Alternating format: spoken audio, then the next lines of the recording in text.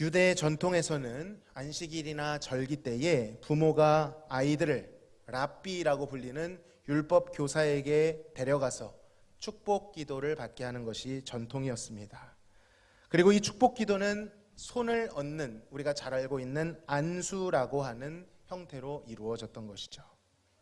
본문에 사람들이 예수님께서 만져주시기를 바랬다라는 것은 단순히 스킨십으로 쓰다듬어 주기를 원했다라는 정도가 아니라 축복해달라라는 요청이었습니다. 예수님을 랍비라고 생각했기 때문이죠. 자, 그런데 예수님을 모시는, 소위 말해 의전하는 스텝들 누구입니까? 제자들 입장에서 한번 생각해 보시기 바랍니다. 여러분, 제가 또 의전 인생을 꽤 오래 살지 않았습니까? 이해가 갑니다. 지금 자신들이 모시는 예수님, 그 예수님께서 중요한 사역을 하고 계신데 갑자기 돌발적으로 아이들이 툭 하고 튀어나오면, 여러분, 물론 어른들이 데리고 왔겠지만 통제가 되었을까요? 옛날 아이들은 얌전하고 사서삼경 외우는 아이들이었을까요? 그렇지 않았을 것입니다. 툭툭 튀어나왔을 것입니다. 통제가 안 됐을 것입니다. 주님, 저에게 손을 얹으시지요. 내가 여기 있나이다. 그런 아이들 장담컨대 아무도 없었을 것입니다. 그 중에는 장난기 어린 얼굴로 키득거리며 웃는 아이들도 있었을 것이고, 받기 싫다고 울고 떼쓰는 아이들도 있었을 수도 있습니다. 혹시 예수님의 수염을 잡아당기는 아이는 없었는지, 별의별 아이가 다 있었을 것입니다. 충분히 그곳의 질서를 유지하고 의전을 담당해야 하는 제자들 입장에서는 부담스러울 수밖에 없었죠. 난감하고 참으로 성가실만도 했습니다. 그리고 그 돌발 행동이 갑작스럽고 컸을 만큼 그들의 반응도 어쩔 수 없이 거칠어지고 격해졌을 것입니다. 제가 만약에 거기 있다 할지라도, 제자들의 입장이었다 할지라도 저는 당황스러웠을 것 같습니다. 왜냐하면 더욱이나 이 유대 사회에서 어린아이라고 하는 존재는 사회적 지위도 낮고 법률적인 권리도 없는 자들이었습니다. 그런 아이들이 감히 메시아이신 예수님께서 강론을 하고 계신데 방해를 하고 있으니 제자들은 충분히 그렇게 생각할 수 있는 것이죠. 그러나 예수님께서는 이러한 제자들의 행동에 대하여 의외의 반응을 보이십니다. 주님은 이에 대하여 분하게 여기셨다라고 본문은 말씀하시죠. 아니, 다 아시면서 이 모든 것들이, 제자들이 하는 이 모든 행동들이 결국 예수님을 위해서, 예수님의 안전과 예수님의 사역의 원활함을 위해서 하신 거 다 알면서 서운하게 예수님께서 왜 분이 여기셨을까요? 물론 이 분내심은 인간이 가지고 있는 어떤 불안정함이나 그러한 갑작스러운 불안정한 노가 아니었을 것입니다. 의로운 분노였겠죠. 하나님의 뜻을 알리고자 하는 어떤 감정이었을 것입니다. 무엇이 예수님을 분하게 만들었을까요? 바로 아이들을 막은 행동 때문이었습니다. 이를 위해서는 우리가 문맥을 좀 알아야 합니다. 오늘 본문은 어느 위치에 차지하고 있는고 하니 예수님의 예루살렘, 그러니까 십자가를 지기 위한 여정을 앞둔 마지막 구간입니다. 그러니까 그동안 예수님으로부터 예수님이 죽으심에 대해서 들었을까요? 못 들었을까요? 많이 들었을 것이고, 특히 마가복음 9장 33절에 37절을 보면 이미 예수님께서 말씀하셨습니다. 어린아이를 영접하는 것이 나를 영접하는 것이다.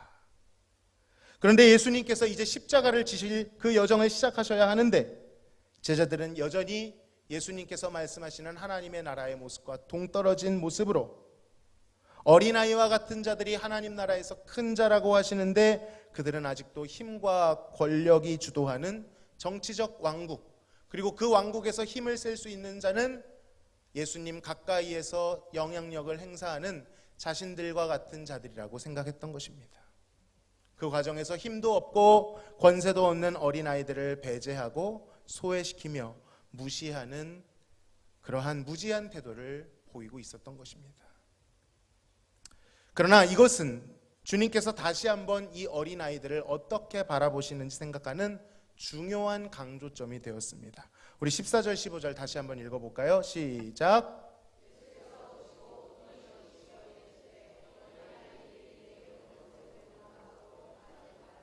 하나님의 나라가 이런 자의 것이니라.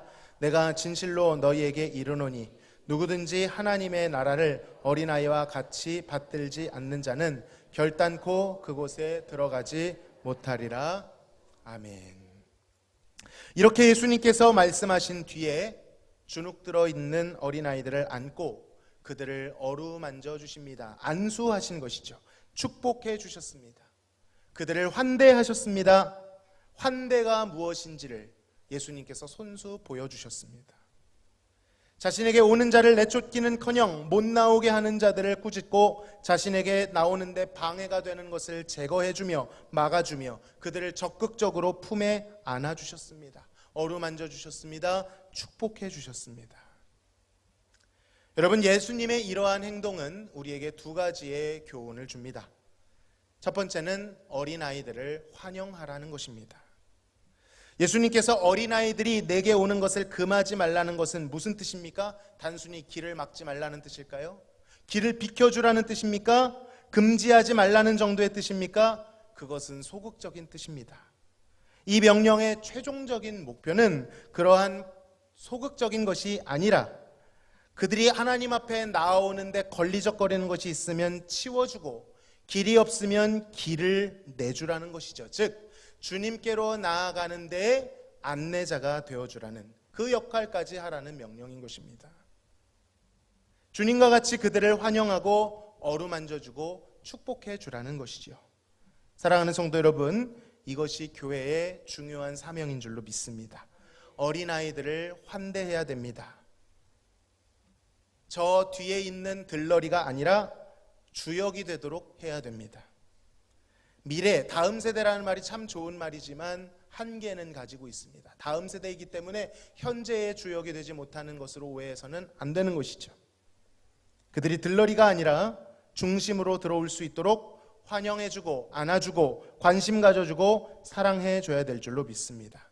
나오는 것을 막기는커녕 오히려 하나님께 나아가는 길을 우리가 앞장서서 터줘야 되는 것입니다. 길을 내주는 사람, 주님께로 인도하는 안내자가 되어야 되는 것이죠.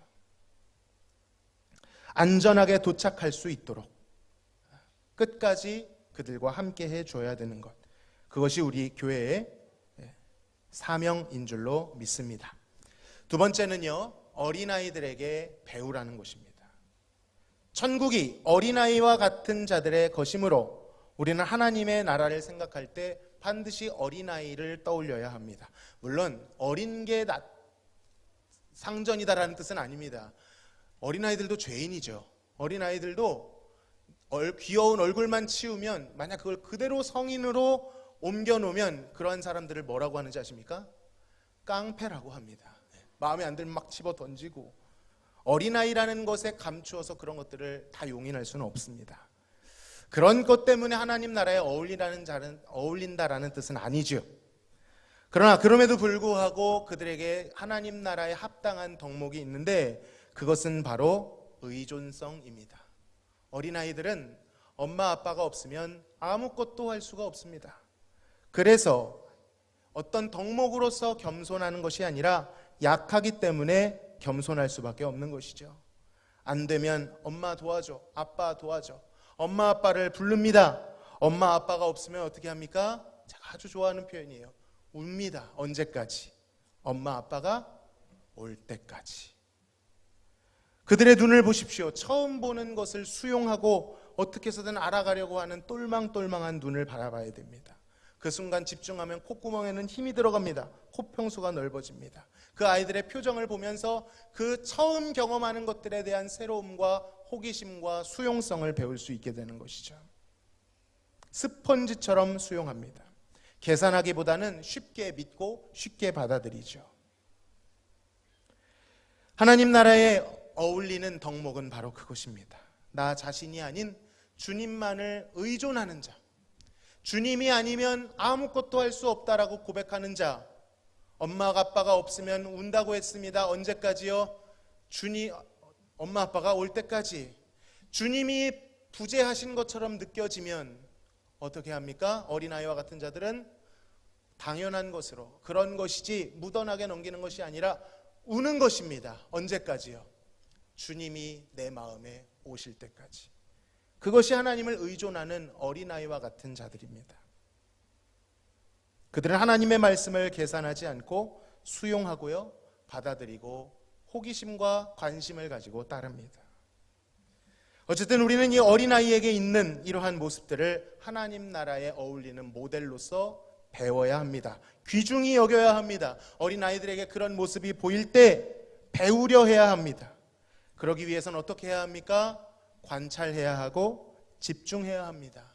피상적으로 이해하는 것이 아니라 그들과 사귀어야 되고 교제해야 됩니다. 그러기 위해선 대화하고 수준 차이 나는 대화를 맞춰주는 노력도 필요하겠죠. 바로 어린아이들과도 영적 교제를 나눠야 되는 것입니다. 그리고 그들을 위하여 우리는 간절히 기도해야 되는 것이죠. 기도를 통해 그들을 떠올릴 때 우리는 그 모습을 배우게 될 것입니다. 소통하게 될 것입니다. 우리도 그 과정을 통하여 어린 아이들을 길을 터주는 자들에서 어린 아이와 같은 자들로, 이 말이 참 아이러니하지요. 어린 아이와 같은 자들로 장성하고 성숙해질 줄로 믿습니다. 사랑하는 성도 여러분, 이번 여름 성경학교와 수련회를 통하여 이 예수님의 당부에 우리 온 교회가 순종할 수 있기를 바랍니다.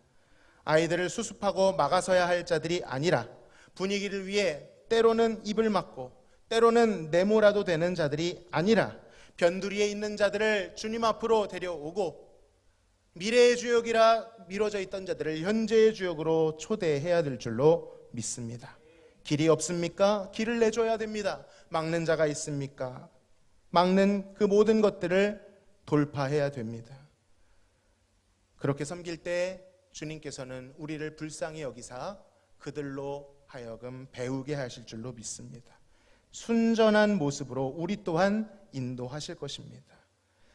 섬김을 통해 여전히 부족한 우리들이지만 우리는 그것도 모른 채 마치 씨를 뿌리고 저녁에 집에 돌아가 잠을 자고 있지만 그곳에는 하나님 나라가 맺어지는 것처럼 이 아이들이 미래에 혹은 현재에 그들의 삶의 터전에서 하나님이 사용하시는 도구가 될 줄로 믿습니다.